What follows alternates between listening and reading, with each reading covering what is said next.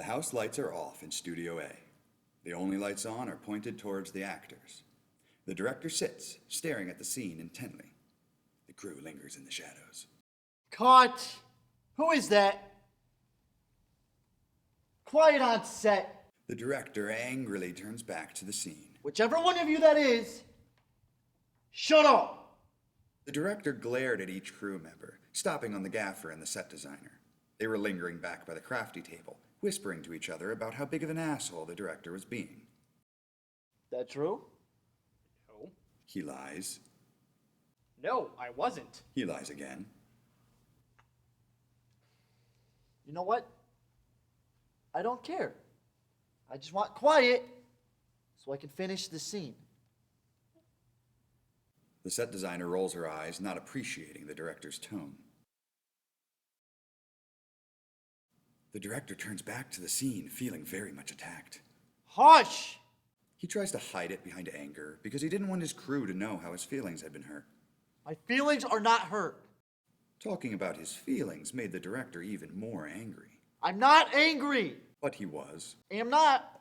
But he was. I'm not. But he was. I'm not. But he was. I'm not. But he was. And that's final. Quiet on set. And... But he was. Ah! You know what, voice? You don't know what you're talking about, and I can prove it. The director yells at thin air. Hey, you boom-op.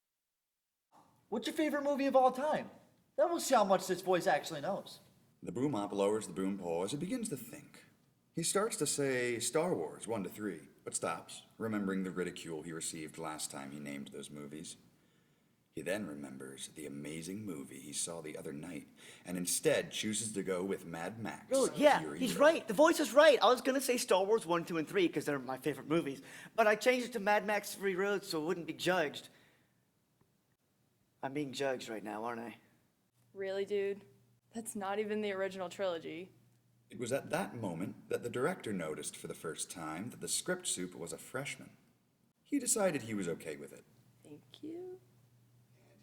And he would have continued being okay with it if he never found out that it was that very crew member that kept C-47ing him. I've been pulling those off of me all day. Hey, calm down. We've all C-47 at some point. Yeah, good point. The script soup was thankful that the DP stuck up for her. Surely he wouldn't have had he known she was the reason that he had no ACs. What? Hey, wait, guys, don't you see? This is exactly what the voice wants. If we all start arguing, this film will never get made. It was then, upon hearing the gaffer's comment, the talent decided that they were fed up with the nonsense and would just quit in the middle of filming. What? What? That's not true. If we weren't to quit, we wouldn't still be standing here. Okay, so that one was a lie, but this one isn't. The director wasn't planning on feeding cast or crew dinner, despite already running over schedule. You know what?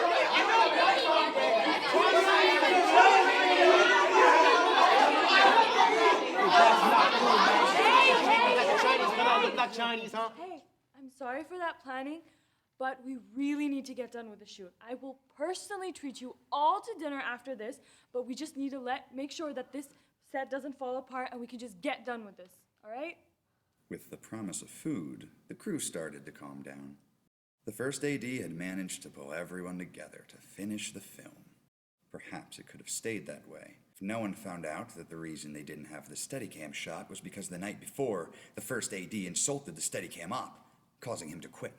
Are you kidding me? It's not my fault. Are you serious? Yeah, I'm serious. This is your fault? You don't understand what I mean. You made a move. I told you stop insulting me. I told you stop insulting me.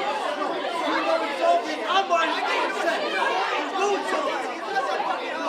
You have to know.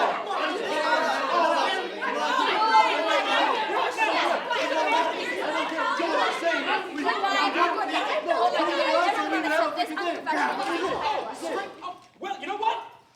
Take that and all of these C-40. Yeah.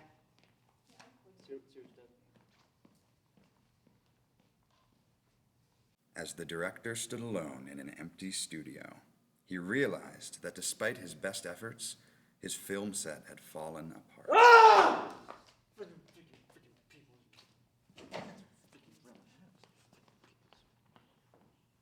What the rest of the crew failed to realize was that the voice they were hearing was actually just the sound guy, who was tired of being constantly ignored and neglected. With everyone else gone, he could finally head home and get a good night's sleep. Hey, buddy, you coming? Yeah,